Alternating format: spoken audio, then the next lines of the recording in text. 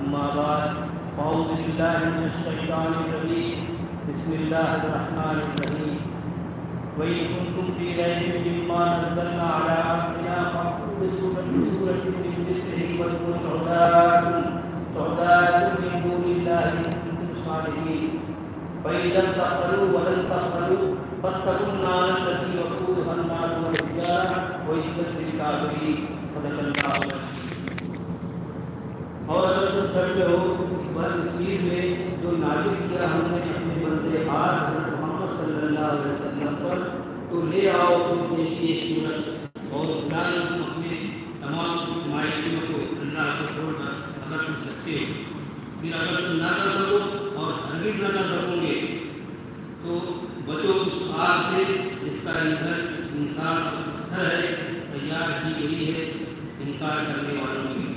آئیے آج کے سلسلے والا سماعت فرمائیں استاد محترم الحاج مولانا محمد مصطفیٰ صاحب مشہوری.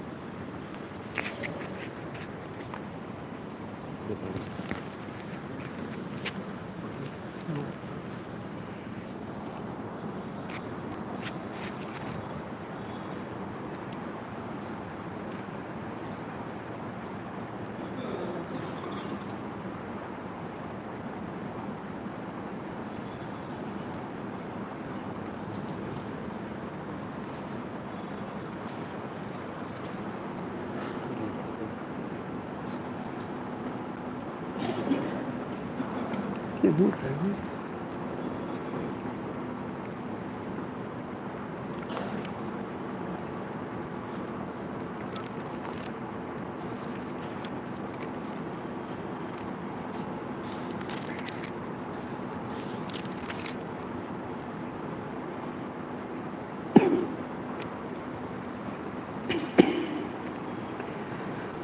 اعوذ باللہ من الشیطان الرجیم بسم اللہ الرحمن الرحیم والسماء ذات البروج والیوم الموعود وشاہد ومشہود قتل اصحاب الاخدود النار ذات الوقود اذ هم عليها قعود وهم على ما يفعلون بالمؤمنين شهود وما نقموا منهم إلا أن يؤمنوا بالله العزيز الحميد الذي له ملك السماوات والأرض والله على كل شيء شهيد إن الذين فتنوا المؤمنين والمؤمنات ثم لم يتوبوا فلهم عذاب جهنم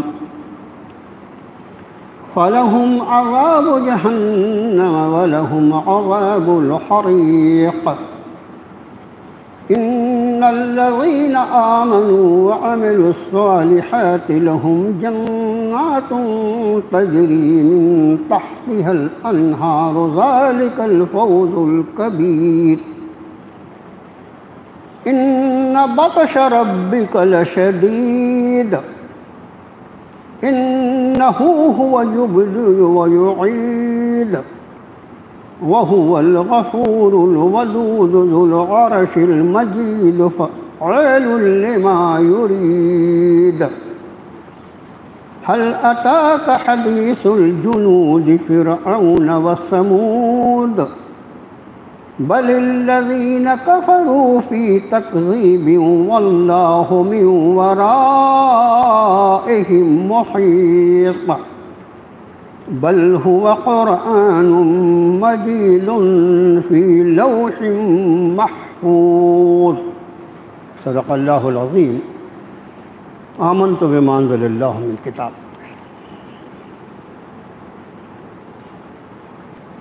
قرآن پاک کا 30واں پارہ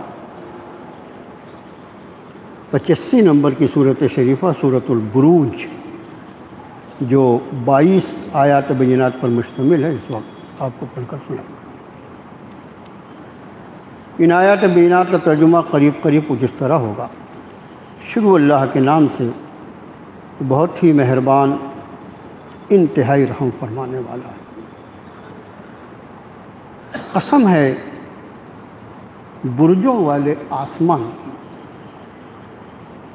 اور اس دن کی جس کا وعدہ کیا جاتا ہے، اور حاضر ہونے والے کی اور جس میں حاضر ہوا جائے۔ ہلاک ہوئے خندقوں والے، جن خندقوں میں آگ کا ایندھن بھرا ہوا تھا، جب وہ اس کے پاس بیٹھے ہوئے تھے اور جو کچھ ایمان والوں کے ساتھ کیا جا رہا تھا اسے دیکھ رہے تھے،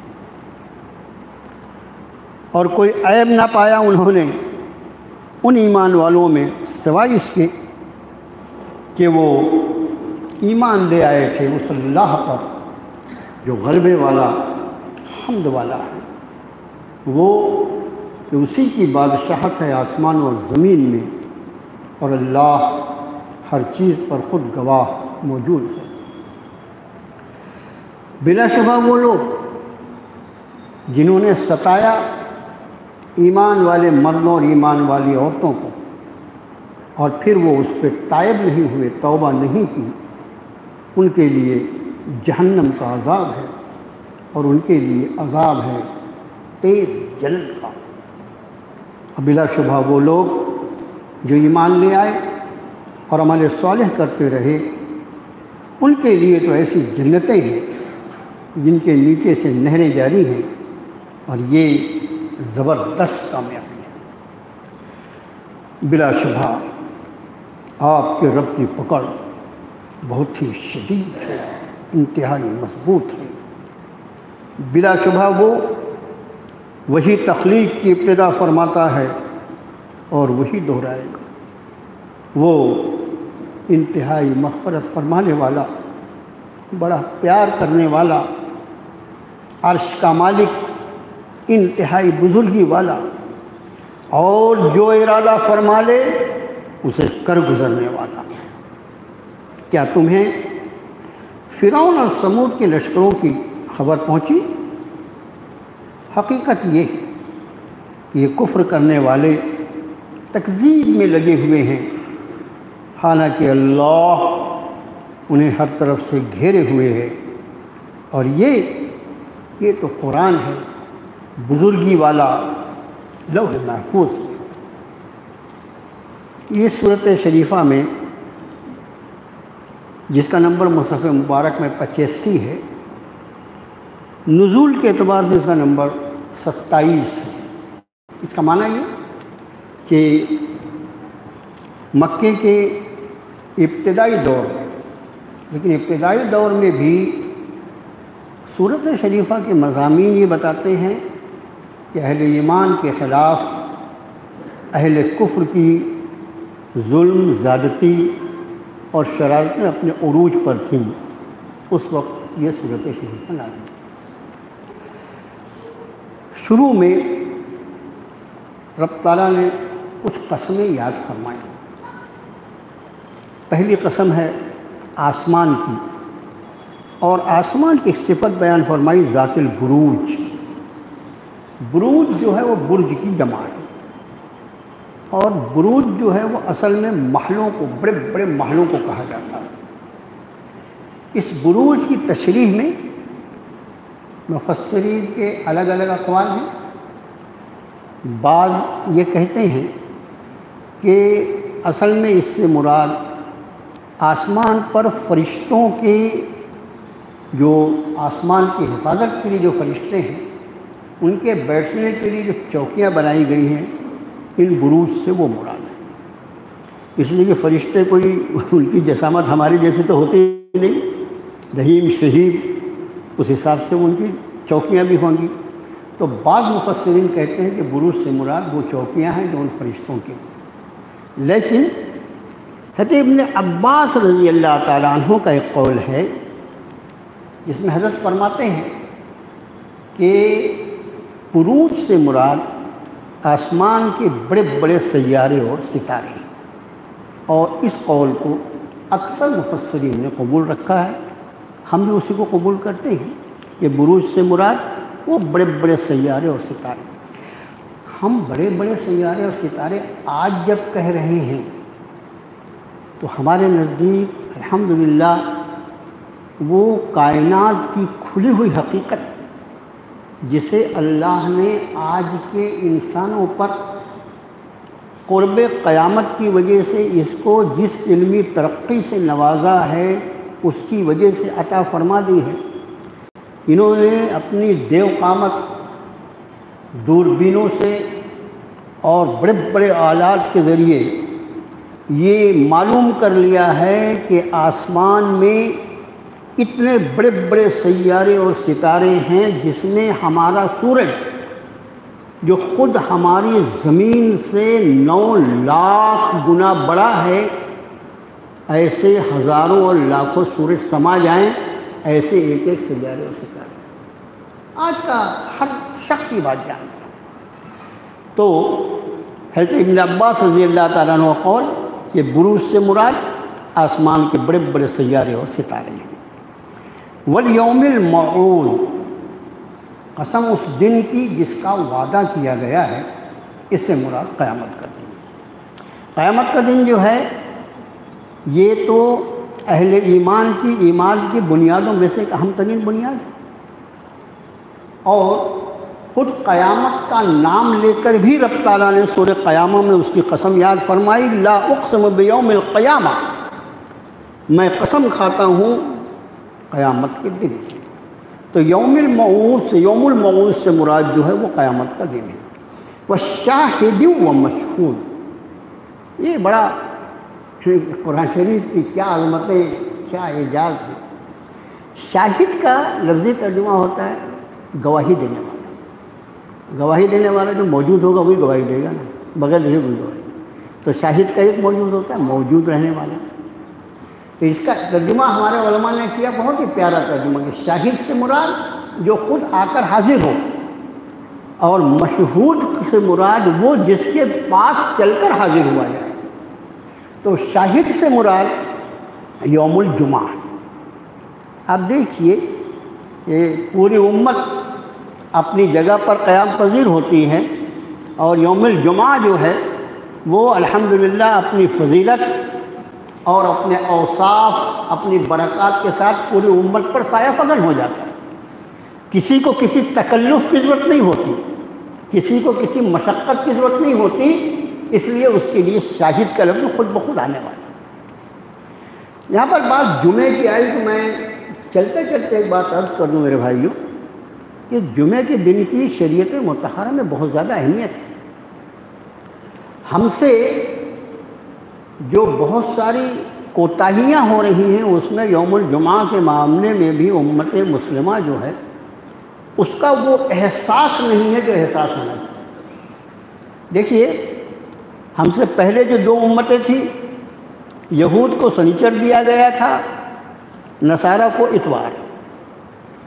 سنیچر کے معاملے میں جب انہوں نے بے احتیاطی کی اور منمانی کی، یا ہم یہ کہیں کہ احکام خداوندی سے جب انہوں نے تجاوز کیا، تو قرآن نے کہا کہ وَقَدْ تَعْلَمُونَ الَّذِينَ وَلَقَدْ عَلِمْتُمُ الَّذِينَ اعْتَدَوْا مِنْكُمْ فِي السَّبْتِ فَقُلْنَا لَهُمْ كُونُوا قِرَدَةً خَاسِئِينَ، تم ان لوگوں کو جانتے تو ہو جنہوں نے سنیچر کے معاملے میں زیادتی کی تھی، اور پھر ہم نے ان سے کہا کہ ذلیل بندر ہو جاؤ۔ اللہ کی طرف سے جو عطیات اور تحائف عطا فرمائے جاتے ہیں ان کی ناقدری ظاہر ہے کہ اللہ کے غضب کو بھڑکانے والی چیز۔ ان کے لیے سنیچر کا دن جب طے تھا تو پورا دن، سنیچر کا پورا دن جو تھا وہ مخصوص تھا عبادات کے لیے۔ اس دن کوئی روزی روٹی کمانا کھانا یہ کوئی چکر نہیں ہو سکتا تھا۔ لیکن سلام ہو جناب محمد الرسول اللہ صلی اللہ علیہ وآلہ وسلم کی ذات بابرکات پر کہ آپ کی برکت اور آپ کا وہ مقام جلیلہ جو اللہ کی بارگاہ میں آپ کو حاصل ہے۔ آپ کی امت کے ساتھ اللہ نے وہ آسانیاں فرمائی ہیں جن آسانیوں کا پچھلی امتیں تصور بھی نہیں کر سکتی۔ اتنی آسانیاں دوسری امتوں کے احکام کے مقابلے میں اس کو دی گئی ہے۔ اس کو جمعے کے دن جمعے کے احکام کی پابندی، یا ایھا الذین آمنوا اذا نودی للصلاۃ من یوم الجمعۃ فاسعوا الی ذکر اللہ، جمعے کی اذان ہوئی بس وذروا البیع، سارا کام کاج خرید و فروخت چھوڑ دو، اللہ کی ذکر کی طرف متوجہ ہو۔ اور جب نماز فإذا قضیت الصلاۃ فانتشروا فی الارض وابتغوا من فضل اللہ، اور نماز ختم ہو گئی، اب زمین میں پھیل جاؤ، منتشر ہو جاؤ، اور اللہ کی وہ روزی جو اس نے تمہارے لیے زمین پر بکھیر رکھا ہے اس کی تلاش میں لگ جاؤ۔ یعنی کتنی دیر؟ اذان جمعہ سے نماز جمعہ کی تکمیل تک تھوڑا سا وقفہ ہے۔ اب اس میں بھی اگر ہمارا مزاج یہ ہو میرے بھائیوں کہ ہم اس کا انتظار کریں کہ امام صاحب خطبے کے لیے کب کھڑے ہوتے ہیں، یا خطبے کا بالکل آخری حصہ ہوگا جب ہم پہنچ جائیں گے، اور بعض تو ایسا ہے کہ خطبہ بھی کیا ضروری ہے، جب نماز کے لیے کھڑے ہوں گے تکبیر کا وقت ہوگا تو پہنچ جائیں گے۔ یہ سب کچھ جو ہے یہ نماز جمعہ کے احکام کے ساتھ اس کی توہین ہے۔ اول اذان کے ساتھ، پہلی اذان کے ساتھ علماء فرماتے ہیں کہ یہ جب نودی للصلاۃ یوم الجمعہ جب فرمایا تو اس سے مراد پہلی اذان ہے۔ پہلی اذان کے ساتھ نماز جمعہ کے اختتام تک پورے ہونے تک اس کے احکام نافذ ہوتے ہیں۔ اس وقت کے لیے اب ظاہر ہے کہ اذان کے ساتھ پہنچنے کے لیے ہم کو پہلے سے جمعے کی تیاری کریں۔ حدیث شریف میں اللہ کے رسول صلی اللہ علیہ وسلم نے فرمایا کہ جب جمعے کا دن طلوع ہوتا ہے تو ساری کائنات جو ہے اس پر یہ کیفیت طاری ہوتی ہے کہ وہ لرزتے رہتے ہیں کہ کہیں آج قیامت نہ قائم ہو جائے، اس لیے کہ اللہ کا فیصلہ یہ ہے کہ قیامت جمعے کے دن۔ اب انسان جو ہے کیونکہ اس کو معلوم ہے کہ قیامت کے آنے کے پہلے آثار قیامات، بڑی بڑی علامات، چھوٹی چھوٹی علامات، اس کو بہت زیادہ علم ہے نا، تو یہ بے فکرہ آرام سے پڑا ہوا ہے۔ لیکن ساری مخلوقات نے اس سے بحث تھوڑی ہے، اس کو یہ سارا علم تھوڑی دیا گیا ہے۔ تو حدیث شریف میں یہ ہے کہ جمعے کا دن طلوع ہوتا ہے تو ساری کائنات اس لیے فکر مند ہوتی ہے کہ کہیں آج قیامت نہ قائم ہو جائے، اس لیے کہ اللہ نے جمعے کو قیامت کو قائم کرنے کا فیصلہ فرمایا۔ یعنی یہ بات تو ان کو معلوم ہے کہ جمعے کو قیامت ہوگی، اس کی فکر میں پڑ جاتی ہے، آج نہ قیامت قائم ہو۔ اسی طرح جمعے کے لیے ایک حدیث شریف میں آپ صلی اللہ علیہ وسلم نے فرمایا کہ جمعے کے دن میں اللہ نے ایک ساتھ ایسی رکھی ہے کہ اس وقت جو دعا کی جائے وہ قبول ہو جاتی ہے۔ اب مجھے بتائیے، اب ظاہر ہے کہ وہ اس ساعت کی تعین نہیں ہے کب ہے، بعض کا قول ہے اول اوقات میں ہے، بعض نے کہا کہ نماز جمعہ کے درمیان ہے، بعض نے کہا کہ آخر وقت میں ہے۔ تو یہ نہیں ہو سکتا کہ ہم اپنے کام کاج کے ساتھ زیادہ وقت ہمارا جو ہے وہ دعاؤں میں مشغولیت کے ساتھ گزرے، کیا جا سکتا دعا کے لیے قبلہ روح ہو کے ہاتھ پھیلا کے بیٹھے دعا۔ یہ تو اس امت کو اللہ نے جو آسانیاں دی، چلتے پھرتے دعا کر سکتا ہے۔ اور پھر آپ صلی اللہ علیہ وسلم کا ہی ارشاد ہے کہ جو شخص جمعے کے دن سورہ کہف کی تلاوت کرے گا اللہ تعالیٰ اس کو سارے فتنوں سے اگلے جمعے تک محفوظ رکھیں گے، یہاں تک کہ فتنہ دجال بھی اگر برپا ہو جائے اللہ اس سے محفوظ رکھے۔ کتنا بڑا فتنہ ہے، سارے فتنوں میں سب سے بڑا فتنہ۔ تو سورہ کہف کی تلاوت کا ہم نظم کیوں نہیں کرتے؟ ایک دوسری حدیث شریف میں آپ نے فرمایا کہ اس دن جو شخص سورہ دخان کی تلاوت کرے، سورہ دخان کیا ہے؟ 25ویں پارے میں سورہ زخرف سے لگی ہوئی صورت شریفہ ہے سورہ دخان، چھوٹی سی صورت، تین سورہ رکوع کی، 5 منٹ میں آپ 3 4 5 منٹ میں اس کی تلاوت ہو جاتی ہے۔ آپ نے فرمایا جو شخص جمعے کے دن سورہ دخان کی تلاوت کرے گا اللہ تعالیٰ اس کے لیے جنت میں ایک محل تعمیر فرمائے۔ دنیا میں ایک جھوپڑا تعمیر کرنے کے لیے کتنے پاپڑ بیلتے ہیں، یہ وعدہ جناب محمد الرسول اللہ صلی اللہ علیہ وسلم کا کیا ہوا وعدہ ہے، ان وعدوں سے زیادہ سچا کوئی وعدہ نہیں ہو سکتا۔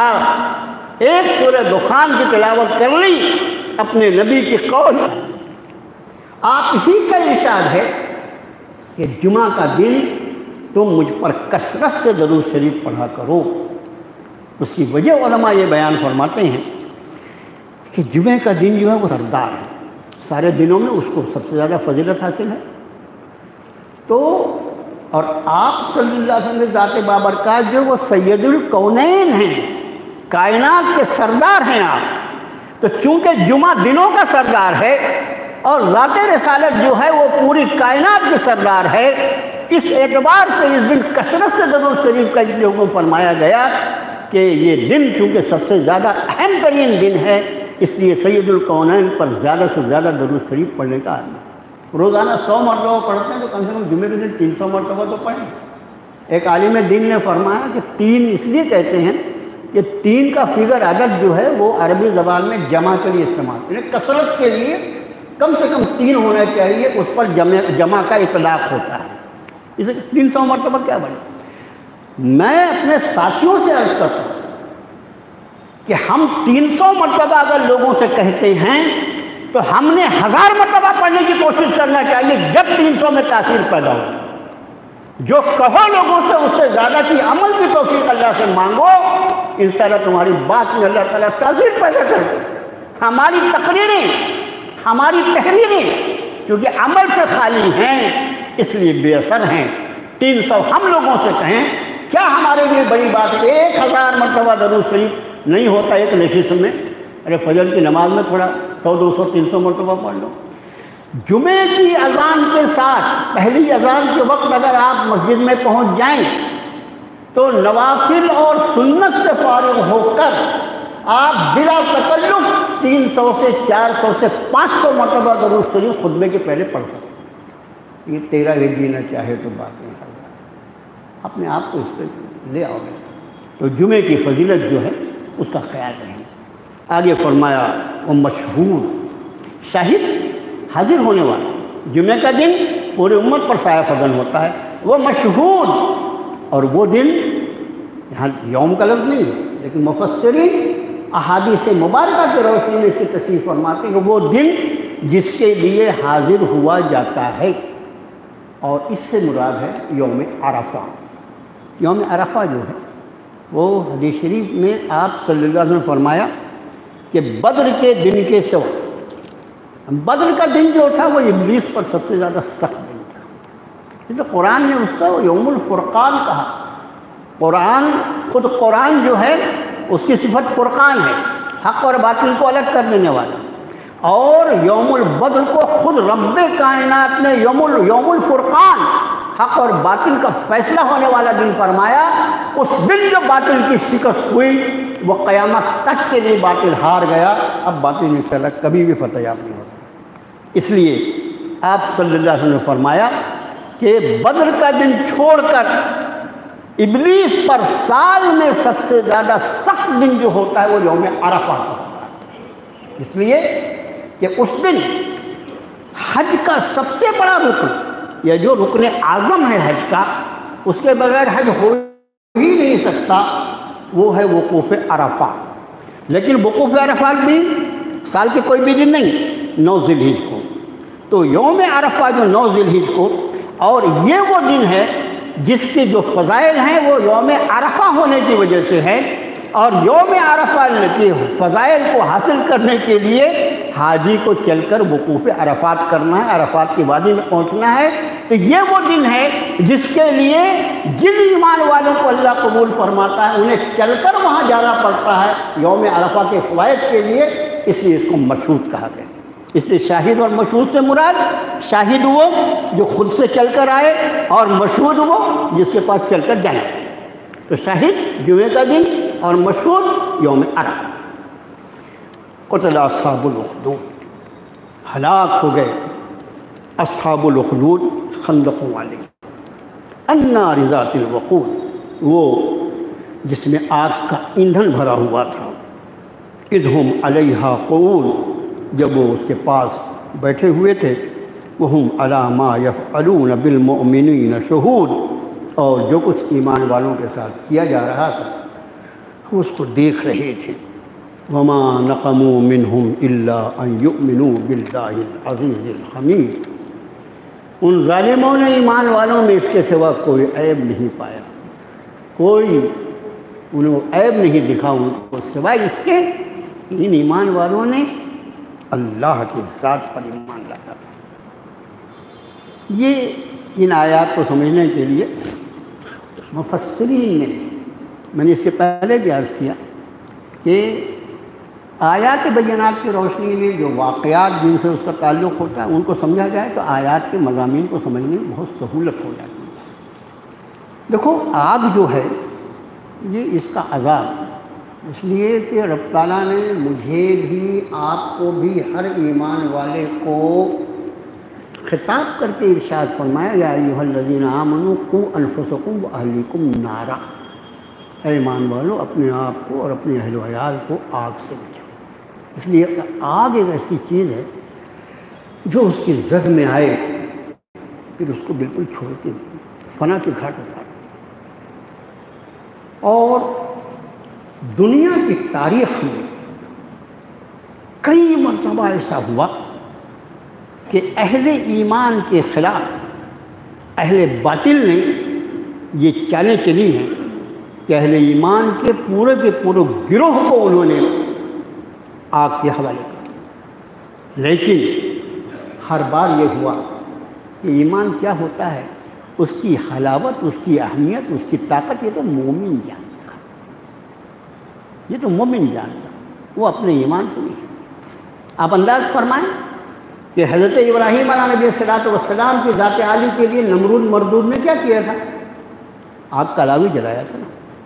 یہ آگ کا لاؤ، دہتی ہوئی آگ، جو وہ آگ کا لاؤ جو تھا وہ کسی میدان میں نہیں تھا، بلکہ یہ کہو کہ کئی کلومیٹر میں تھا، کہ مہینوں اس میں لوگوں نے برکت اور ثواب کی نیت سے لکڑیاں لا کے ڈالی تھیں اعلان پر۔ تو اس کو دیکھ کر حضرت ابراہیم علیہ السلام معاذ اللہ ثم معاذ اللہ اپنی دعوت سے باز آ جائیں گے۔ لیکن کیا کہا شاعر نے کہ بہرحال اس وقت جو بات عرض کرنی ہے کہ یہ واقعات، ایسے واقعات کئی مرتبہ ہوئے، تو بعض مفسرین نے کئی واقعات کو نقل کیا کہ یہاں ہوا، یہ یہاں ہوا، یہ فلاں موقع پر ہوا، یہ فلاں موقع۔ لیکن اس میں سب سے زیادہ مفسرین نے جس واقعے کو لیا ہے وہ روایت ہے جس کے راوی ہیں نقل کرتے ہیں۔ یہ روایت مسلم شریف، ترمذی، نسائی اور اس طرح سے تقریباً 8 حدیث شریف کی کتابوں میں پائی جاتی ہیں۔ راوی حضرت صہیب رومی رضی اللہ تعالیٰ فرماتے ہیں کہ یہ واقعہ جو آپ سے اب اس کی تھوڑی سی تشریح کے ساتھ اس کو عرض کریں گے، یہ نجران کا واقعہ ہے۔ نجران جو ہے یہ وہی آبادی ہے جہاں کے عیسائی نبی کریم صلی اللہ علیہ وسلم سے مناظرے کے لیے آئے تھے، اور اس کا عنوان یہ تھا کہ عیسیٰ روح اللہ معاذ اللہ، اللہ کے بیٹے ہیں، استغفر اللہ، اور وہ مناظرہ کرنا چاہتے تھے۔ اور رب تعالیٰ نے آیت شریفہ نازل فرمائی فَمَنْ حَاجَّكَ فِيهِ مِنْ بَعْدِ مَا جَاءَكَ مِنَ الْعِلْمِ فَقُلْ تَعَالَوْا نَدْعُ أَبْنَاءَنَا وَأَبْنَاءَكُمْ وَنِسَاءَنَا وَنِسَاءَكُمْ وَأَنفُسَنَا وَأَنفُسَكُمْ ثُمَّ نَبْتَهِلْ فَنَجْعَلْ لَعْنَةَ اللَّهِ عَلَى الْكَاذِبِينَ۔ میں نبی صلی اللہ علیہ وسلم اب بھی اگر یہ کٹھجتی کرتے ہیں اس معاملے میں علم قطعی کے آ جانے کے بعد، اللہ کے کتاب کے نزول کے بعد بھی اگر یہ اڑے ہوئے ہیں، تو آپ ان سے کہیے کہ بلاؤ، تم اپنی عورتوں کو بلاؤ، ہم بھی اپنی خواتین کو بلاتے ہیں، تم اپنے بچوں کو بلاؤ، ہم اپنے بچوں کو بلاتے ہیں، ہم خود بھی آ جاتے ہیں، تم بھی آ جاؤ۔ ثم نبتہل، اور پھر ہم دل لگا کر یہ دعا کریں فنجعل لعنۃ اللہ علی الکاذبین، اللہ جو ہم میں سے جھوٹا اس پر اپنی لعنت کرے۔ نبتہل سے اس کو مباہلہ کہا جاتا ہے، ہمارے مناظرہ مباہلہ، قرآن شریف نے فرمایا مناظرہ نہیں ہوگا، مباہلہ ہوگا۔ آؤ ہم دونوں مل کر اللہ سے دعا کریں کہ جو حق پر ہو اللہ اس کو زندہ رکھے، اور جو باطل پر ہو اللہ اس کو فنا کے گھاٹ رکھے۔ آپ کو حیرت ہوگی کہ عیسائی جو تھے نجران سے جو آئے تھے بڑے کر و فر کے ساتھ، اچھا جس کو شعبہ بازی کرنا رہتا ہے ان سے کپڑے وپڑے بڑے بھیانک رہتے ہیں، اس کے کپڑے وپڑے بھی بڑے بھیانک رہتے ہیں۔ اب ہمارے علماء کو دیکھو الحمدللہ ایسے کچھ چتکبرے کپڑے پہنتے ہیں، سیدھے سادے کپڑے، لیکن اور طرف جا کر نگاہ ڈالو تو ارے باپ رے باپ، ایسا جبہ قبہ، دو چار آدمی اس کو پکڑ کے چلے، ادھر سے لٹک رہا ادھر سے لٹک رہا، یہ تماشا رہتا ہے۔ علم نہیں ہے تو علم کو کم سے کم بگھارنا تو ہے نا، کیا کرنا، اپنے جبے قبے سے اس کو ظاہر کرو۔ اس سے آئے تھے اور یہ سمجھ کے آئے تھے، لیکن نتیجہ یہ ہوا کہ جب مباہلے کی آیت نازل ہوئی بھاگ گئے۔ ان کا بھی ہم آپ سے مباہلہ نہیں کرنا چاہیں گے، نجران والے جو ہیں آپ کو باقاعدہ خراج دیں گے، خراج دیں گے، ایمان نہیں قبول کریں گے، خراج دیں گے، لیکن آپ سے مباہلہ ہم نہیں کر سکتے۔ اللہ کے رسول صلی اللہ علیہ وسلم نے فرمایا اگر اہل نجران مجھ سے مباہلہ کر لیتے تو اللہ تعالیٰ پوری نجران کی بستی پر ایسی آگ نازل فرما دیتا کہ پوری بستی جل کے خاک ہو جاتی، یہاں تک کہ وہاں کے درختوں پر جن پرندوں نے گھونسلے بنائے ہیں اللہ ان کو بھی جلا کے خاک کر دیتا۔ وہ بہرحال اہل کتاب تھے نا، اہل کتاب کے حق کو سمجھتے تھے۔ تو اسی نجران کا یہ واقعہ ہے، نجران کا تذکرہ ہے، اس لیے آپ کے خادم نے عرض کیا ہے تو صہیب رومی رضی اللہ عنہ فرماتے ہیں اللہ کے رسول صلی اللہ علیہ وسلم نے فرمایا کہ وہاں پر ایک بادشاہ تھا۔ یہ دور جو ہے یہ ہے کہ مسیح اور نبی کریم صلی اللہ علیہ وسلم کا درمیانی دور ہے، اور آپ صلی اللہ علیہ وسلم سے قریبی معاملے کے زمانے میں یہ واقعہ پیش آئے۔ وہاں بادشاہ جو تھا نجران میں، نجران جو یمن کا حصہ ہے، یمن کے قریب میں، وہاں پر بادشاہ جو تھا وہ ملحد تھا۔ ملحد وہ جس کا کوئی دین ہی نہیں ہوتا، اس کا دین جو ہے وہ ہوتا ہے ہوائے نفس، خواہشات نفسانی، اپنی خواہشات کو پورا کرنا ہے۔ کیسے پورا کرنا ہے؟ جیسے جانور کو کوئی تمیز نہیں حرام حلال کی، جائز ناجائز کی، اس طرح اپنی خواہشات کو پورے کرنے والے کو ملحد کہا جاتا ہے۔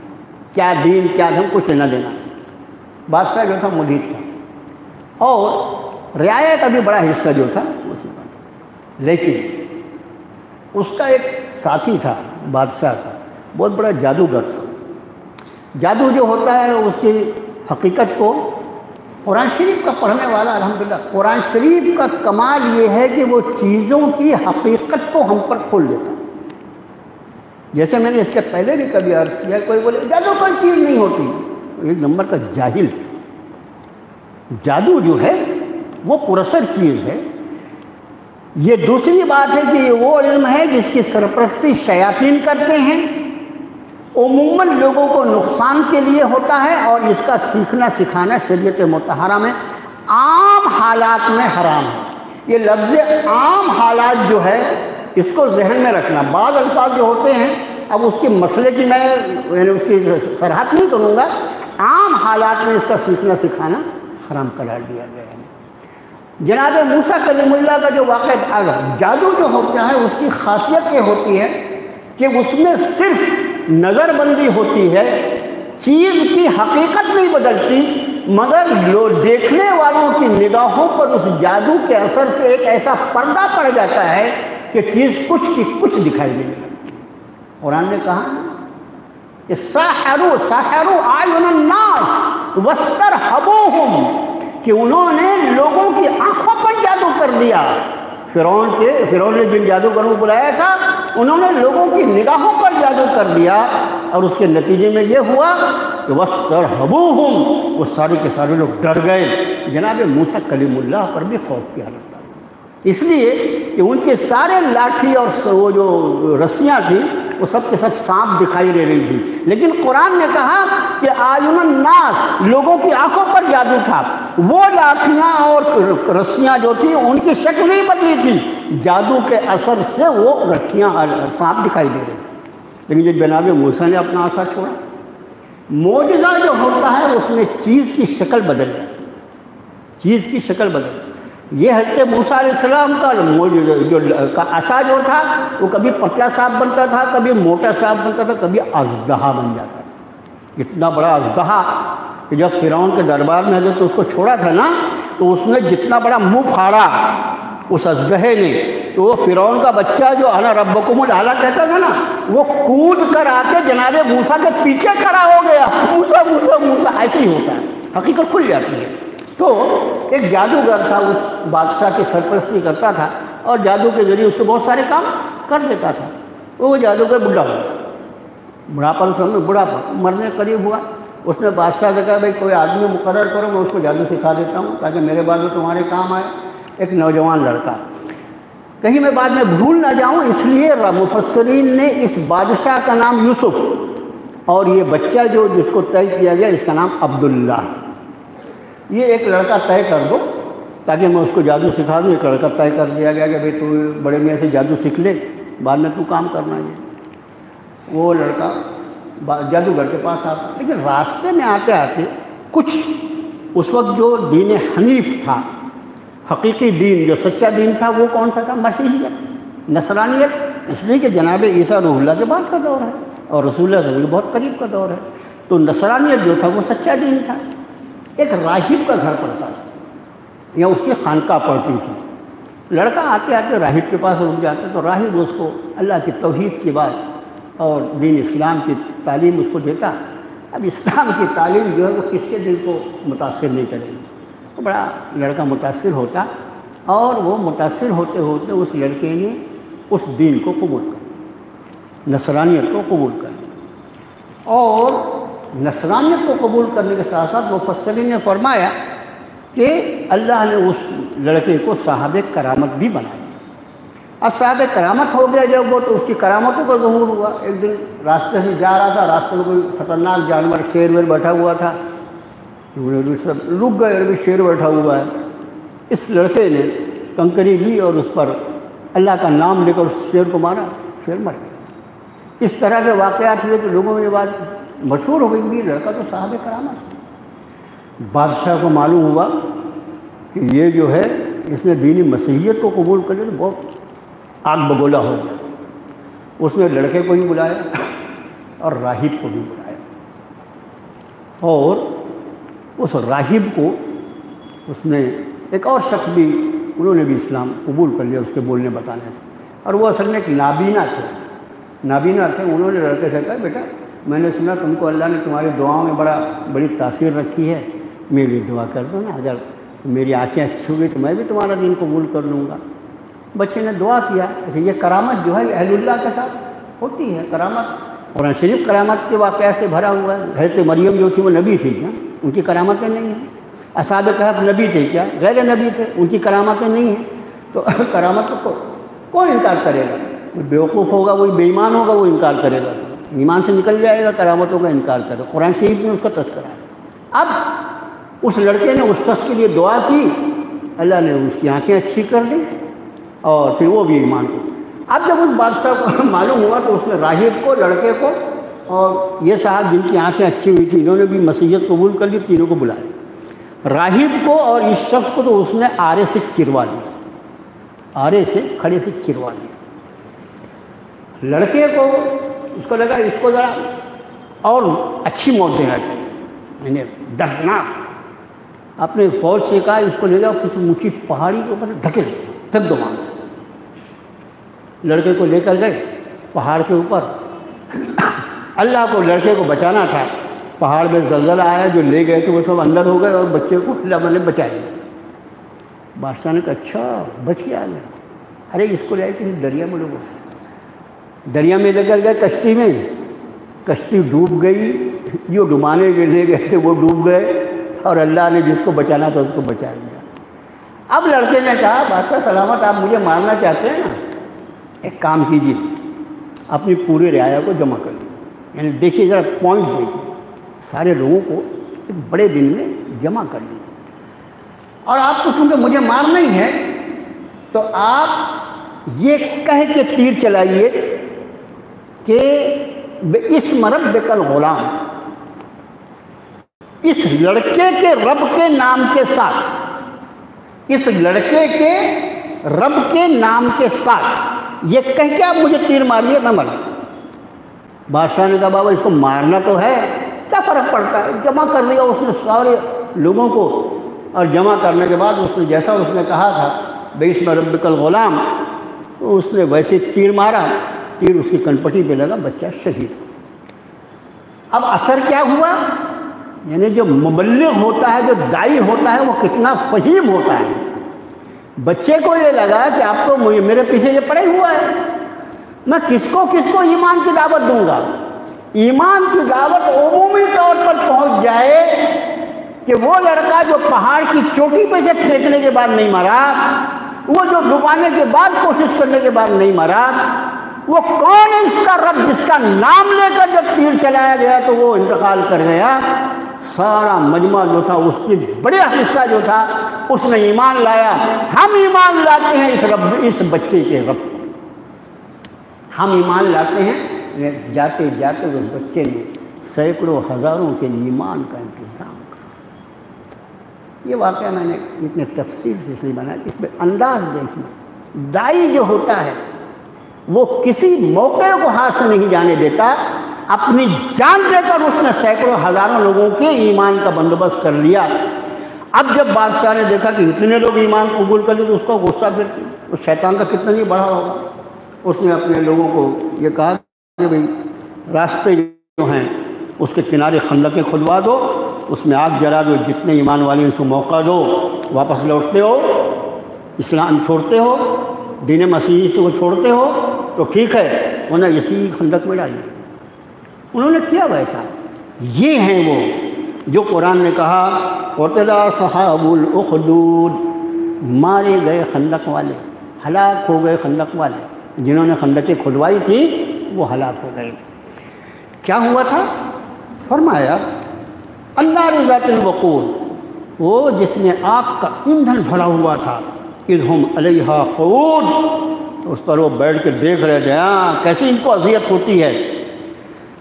اور اس کے بعد وہم علی ما یفعلون بالمؤمنین شہود، بیٹھ کر دیکھ رہے تھے ایمان والوں کے ساتھ کیا کیا جاتا ہے۔ اب مفسرین فرماتے ہیں دو الگ الگ روایت۔ ایک روایت میں یہ کہ اللہ نے یہ فیصلہ، کوئی مومن، میں نے بھی درمیان میں کر ایمان کی حلاوت جس کو مل جائے سب چھوڑ سکتا ہے۔ کوئی مومن اپنا ایمان چھوڑنے کو تیار نہیں ہوا۔ مفسرین فرماتے ہیں اللہ نے یہ فیصلہ فرمایا کہ جب وہ ایمان والوں کو اٹھا کر آگ میں ڈالتے تھے خندق میں، اللہ تعالیٰ اس آگ تک پہنچنے کے پہلے ان کی روح کو قبض فرما لیتا تھا، اور نتیجے میں کیا ہوتا تھا کہ مومن کا جسم نہیں بلکہ مومن کی لاش آگ پر گرتی تھی، اور اس کو آگ کی جلن کی سختی سے اللہ تعالیٰ بچاتا۔ وہ ایک شخص بھی نہیں۔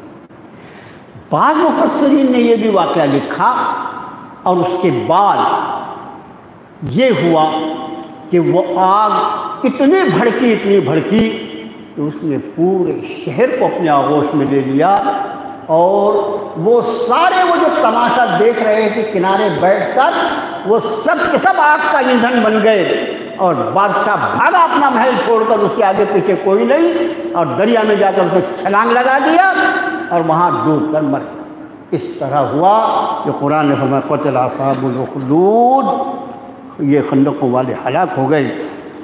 وما نقموا منهم الا ان يؤمنوا بالله العزیز الحمید، انہوں نے ان لوگوں میں اس کے سوا کوئی عیب نہیں دیکھا کہ وہ ایمان لائے تھے غلبے والے اللہ پر جو حمد والا ہے، الذی لہ ملک السماوات والارض واللہ علی کل شیء شہید، وہی جس کی بادشاہت آسمانوں اور زمین میں، اور اللہ ہر چیز پر خود گواہ موجود ہے۔ اللہ ہر چیز پر خود گواہ موجود ہے۔ بعض لوگ جو اللہ ہر چیز کو خود دیکھ رہا ہے۔ اللہ کی نافرمانی کے پہلے یہ حصہ خیال میں رہے، اللہ بذات خود، یہ باقی جو انتظامات ہیں، نامہ اعمال کا تیار کیا جانا، اور ہمارے اعضائے جسمانی کی گواہی، زمین کی گواہی وغیرہ وغیرہ، وہ سب اپنی جگہ، لیکن یہ سورہ اعراف کی وہ آیت شریفہ کہ فَلَنَسْأَلَنَّ الَّذِينَ أُرْسِلَ إِلَيْهِمْ وَلَنَسْأَلَنَّ الْمُرْسَلِينَ، ہاں ہم ان لوگوں سے بھی سوال کریں گے جن کے طرف ہم نے رسولوں کو بھیجا تھا، اور ہم رسولوں سے بھی سوال کریں گے، یعنی امت اور رسول آمنے سامنے کیے جائیں گے، اس لیے کہ ہر نبی کا رسول، ہر امت کا رسول اس امت پر گواہ بنا کر کھڑا کیا جائے۔ تو ہم نے فرمایا کہ ہم دونوں کو آمنے سامنے کریں گے، فَلَنَسْأَلَنَّ الَّذِينَ أُرْسِلَ إِلَيْهِمْ وَلَنَسْأَلَنَّ الْمُرْسَلِينَ فَلَنَقُصَّنَّ عَلَيْهِمْ بِعِلْمٍ وَمَا كُنَّا غَائِبِينَ، اور پھر ہم اپنے علم کی بنیاد پر واقعات کو بیان کریں گے۔ وَمَا كُنَّا غَائِبِينَ، ہم غائب تھوڑی تھے، جو سارے واقعات پیش آ رہے تھے۔ انبیاء اور رسول جتنی مشقتوں کے ساتھ اور جتنے اخلاص کے ساتھ اور جتنے درد کے ساتھ اپنی دعوت کو پیش کر رہے تھے، اور امتوں نے جس طرح ان دعوتوں کو ٹھکرایا تھا، وما كنا غائبین، ہم غائب نہیں تھے، اس سب کا ہم خود مشاہدہ کرتے تھے۔ یہ فرمایا واللہ علی کل شیء شہید، اور اللہ ہر چیز پر خود موجود ہے۔ بے شک جن لوگوں نے ستایا ایمان والے مردوں اور ایمان والی عورتوں کو، ثم لم یتوبوا، پھر توبہ نہیں کیا، وَلَهُمْ عَذَابُ جَهَنَّمَ وَلَهُمْ عَذَابُ الْحَرِيقِ، ان کے لیے جہنم کا عذاب ہے اور تیز جلن کا عذاب ہے۔ اور بے شک وہ لوگ جو ایمان لے آئے اور عمل صالح کرتے رہے، ان کے لیے تو ایسی جنتیں ہیں کہ ان کے نیچے سے نہریں جاری ہیں۔ ذَلِكَ الْفَوْزُ الْكَبِيرُ، اور یہ سب سے زبردست کامیابیوں کی جب فہرست بنائی جاتی ہے، تو قرآن نے کہا ذَلِكَ الْفَوْزُ الْكَبِيرُ، سب سے بڑی کامیابی جو ہے وہ کسی کو اللہ تعالیٰ جنتی ہونے کا پروانہ عطا فرما دے، یہ سب سے بڑی کامیابی۔ إِنَّ بَطْشَ رَبِّكَ لَشَدِيدٌ، بے شک تمہارے رب کی پکڑ بہت مضبوط، بہت شدید ہے۔ یہاں سے اللہ عز و جل کے وہ اسماء مبارکہ، اس کی صفات، إِنَّهُ هُوَ يُبْدِئُ وَيُعِيدُ، بے شک وہ وہی تخلیق کی ابتدا فرماتا ہے، وہی دہرائے گا۔ وَهُوَ الْغَفُورُ الْوَدُودُ، الغفور الودود، بڑا مغفرت فرمانے والا اور انتہائی پیار کرنے والا۔ ذو العرش المجید، عرش کا مالک، رب العرش العظیم، المجید انتہائی بزرگی والا، یہ ساری اللہ کی صفات ہیں۔ فعال لما یرید، اور کر گزرنے والا جو وہ ارادہ فرما لے۔ جب بہت ہی مشکل اوقات ہوں، علماء فرماتے ہیں کہ دعاؤں کی قبولیت کے لیے ان الفاظ کے ساتھ دعا کی جائے، جس میں رب نے فرمایا إِنَّهُ هُوَ يُبْدِئُ وَيُعِيدُ وَهُوَ الْغَفُورُ الْوَدُودُ ذُو الْعَرْشِ الْمَجِيدُ فَعَالٌ لِمَا يُرِيدُ، جو ارادہ فرمائے وہ کر ڈالنے والا، اس کے ارادے کا کوئی آڑے نہیں آ سکتا، وہ جو چاہے وہ ہو سکتا۔ اس لیے ہم اہل ایمان الحمدللہ جہاں پر ذرائع اور وسائل ختم ہو جاتے ہیں، چونکہ ایمان والا جانتا ہے کہ ذرائع اور وسائل جو ہیں میرے رب کے حکم کے محتاج ہیں، میرا رب ذرائع اور وسائل کا محتاج نہیں ہے۔ ذرائع کے ختم ہونے کے بعد بھی ایمان والے کی امیدیں نہیں ٹوٹتی، وہ اپنے رب سے اس امید پر دعا کرتا ہے کہ ذرائع وسائل تیرے بنائے ہوئے ہیں، تو ان کا محتاج نہیں ہے، تو فعال لما یرید ہے مولا، تو جو چاہے وہ کر سکتا ہے۔ میرے آقا اس کام کو تو میرے بنا دے، میری اس پریشانی کو دور فرما دے، اور اس سے دعاؤں کی قبولیت میں بہت زیادہ تاثیر پیدا ہو۔ یہ اسماء مبارکہ۔ اس کے بعد حل اتیٰ کا حدیث الجنود، کیا تمہیں خبر نہیں پہنچی لشکروں کی؟ فرعون و سمود، وہ فرعون اور سمود کے لشکر، یہ صرف نام لے کر فرعون کا پورا واقعہ قرآن شریف میں بکھرا پڑا ہوا ہے۔ قوم سمود جس کی طرف صالح علیہ نبی الصلاۃ والسلام کو مبعوث فرمایا گیا تھا، ان کا واقعہ قرآن شریف سورۃ الاعراف میں اور سورۃ الشعراء میں کئی جگہ بیان فرمایا اس کو۔ تو فرمایا کیا ان کی خبریں پہنچی؟ فرمایا بل الذین کفروا فی تکذیب، ان ساری خبروں کے پہنچ جانے کے بعد بھی یہ کافر جو ہیں یہ تکذیبی میں لگے ہوئے ہیں، جھٹلا ہی رہے ہیں، مانتے نہیں۔ اپنی ضد سے ہٹتے نہیں، ایمان نہیں قبول کرتے. واللہ من ورائہم محیط، اور اللہ نے ان کے اوپر سے گھیرے، اس لیے اس کا ترجمہ آپ نے خالی نہیں کیا، اللہ نے ان کو چاروں طرف سے گھیر رکھا. کافروں کی چالیں، ان کے ساتھ شیطان کے وسوسے، شیطان کی سازشیں، یہ سب کچھ ہوتی ہیں. اور قرآن نے کہا ان کید الشیطان کان ضعیفا، شیطان کی چالیں جو ہیں بہت ہی کمزور ہوتی ہیں. بظاہر وہ کتنی بھی طاقتور دکھائی دیں کہ یہ تو پہاڑ کو اپنی جگہ سے ہلا دیں گی، لیکن حقیقت کے اعتبار سے شیطانی چالیں جو ہوتی ہیں وہ بہت ہی کمزور ہوتی ہیں. اور نتیجے کے طور پر بہرحال اس کی جان نکل جاتی ہے. اور باطل جو ہے میرے بھائیوں، اس کے تقدیر میں اللہ نے فنا لکھا ہے، لیکن باطل کے فنا ہونے کے لیے وَقُلْ جَاءَ الْحَقُّ وَزَهَقَ الْبَاطِلُ، آپ کہیے نبی صلی اللہ علیہ وسلم حق آیا اور باطل نے اپنی جگہ چھوڑ دی، باطل بھاگ گیا. ظلمت اور اندھیرے کو دور کرنے کے لیے روشنی کا آنا ضروری ہے. اندھیرے پر ماتم نہیں کرنا. تم روشنی کا کیا بندوبست کر سکتے ہو؟ روشنی آئے گی تو تاریکی اور ظلمت کو جگہ چھوڑنی ہی پڑے گی. حق جب آئے گا تو باطل اس کے بعد باقی نہیں رہے گا، اس کو اپنی جگہ چھوڑنا. قرآن نے فرمایا وَقُلْ جَاءَ الْحَقُّ وَزَهَقَ الْبَاطِلُ إِنَّ الْبَاطِلَ كَانَ زَهُوقًا. باطل کو تو نصف نابود ہونا ہی ہے، اس کو فنا ہونا ہے. اس کی تقدیر میں فنا میں نے لکھا ہے، حق کی تقدیر میں نے باقی رہنا لکھا ہے، اور باطل کی تقدیر کو میں نے فنا لکھا ہے، وہ کبھی باقی نہیں. وقتی طور پر وہ اپنی کتنی بھی، اس لیے اہل ایمان نے کسی بھی حالت میں اپنی ہمت، اپنی استقامت اور توکل علی اللہ، اللہ کی ذات پر بھروسہ اور اللہ کی رسی کو مضبوطی سے تھام کر اسی ایک اللہ سے فریاد، اسی کے سامنے دعائیں، اسی کے سامنے رونا دھونا، اور پھر اپنے حد المقدور حق کو پیش کرنے کی کیا کوشش کی جا سکتی ہے، اس کی تدبیر. آخری میں رب نے فرمایا بل ہوا قرآن مجید، یہ قرآن ہے بزرگی والا.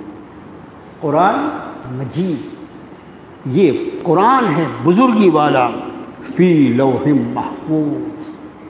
انداز فرمائیں یہ قرآن جو میرے اور تمہارے ہاتھ میں ہے، اس کا اصل مقام فی لوح محفوظ، یہ لوح محفوظ میں ہے. وہ لوح محفوظ جس میں اللہ نے پوری کائنات کی تقدیر کو اس کائنات کے پیدا کرنے کے 50,000 سال پہلے لکھی ہے. اس لوح محفوظ میں اللہ کی یہ کتاب لکھی ہوئی ہے. کتنی مستحکم ہوگی، کتنی محفوظ ہوگی، اس کا آپ انداز کریں کہ وہ لوح محفوظ میں لکھا ہوا کلام ہے. یہ تو اللہ کا کریمانہ فیصلہ کہ اس نے تمہارے ایمان کی برکت سے تمہارے ہاتھوں میں وہ کلام عطا فرما دیا جس کا اصل مقام لوح محفوظ. میرے بھائی لوگ اسی پہ بات کرتے ہیں، چند باتیں آپ سے عرض کرنی ہیں بہت ہی ادب کے ساتھ. دیکھو حدیث شریف میں اللہ کے رسول صلی اللہ علیہ وسلم نے فرمایا کہ خیر الناس من ينفع الناس، بہترین انسان وہ ہے جو لوگوں کو فائدہ پہنچائے. اس کا خود بخود مطلب یہ ہے کہ جس کی وجہ سے لوگوں کو تکلیف پہنچے وہ اچھا انسان نہیں ہو سکتا، مومن نہیں ہو سکتا. ہمارے ہاں مسجدوں میں بھی ایک عام عادت ہے کہ لوگ آئیں گے تو اپنے سنت اور نوافل کے لیے نیت کہاں باندھیں گے؟ وہ پیچھے کی طرف. اب پچھلے حصے میں کھڑا ہو کے تو نیت باندھے گا تو پوری مسجد بلاک ہو جائے گی نا. کوئی آنا جانا چاہے تو طواف کر کے جائے گا تو پیچھے سے گھوم کر جائے گا. ارے بابا آگے کی صف میں نماز پڑھنے کی وہ فضیلت ہے کہ اللہ کے رسول صلی اللہ علیہ وسلم نے فرمایا کہ اگر اس کا علم ہو جائے تو لوگ قرآن اندازی کریں، آج میں پہلے صف میں پڑھوں گا، تو کہاں جا رہا ہے؟ لیکن ہم کو آنے کے بعد بھی پیچھے، تو مسجدوں میں آئیں تو آگے کی صف میں، کسی مجلس میں بیٹھیں تو آگے کے صفوں کو جگہ پہلے بنے. یہ اسلامی مجالس کی ایک صفت ہے، خاصیت ہے، تاکہ بعد میں جو کسی وجہ سے بیچارہ نہیں آ سکا اس کو بعد میں آنے والے کو جگہ مل جائے. اس لیے کہ وہ مجلس میں بیٹھے لوگ ٹھیک اسی طرح کہیں پر جائیں تو گاڑی پارکنگ یہ بھی اس کا خیال ہے. میں نے ابھی درس میں حاضر ہوا، میں دیکھا کہ پیچھے کی طرف گاڑیاں لگی ہوئی ہیں، آگے کی پوری جگہ خالی ہے. میرے بھائی میں نہیں کہتا کہ سب آپ ہی کی گاڑیاں ہوں گی، لیکن میں آپ یہاں کیا یا کہیں پر ہم کہیں جائیں تو یہ سوچ کر کہ ہمارے بعد بھی کچھ اہل ایمان اور کچھ انسان آنے والے ہیں، یہ زمین اللہ کی میرے لیے نہیں بنائی گئی ہے، خالی سارے انسانوں کا برابر کا حق ہے اس پر۔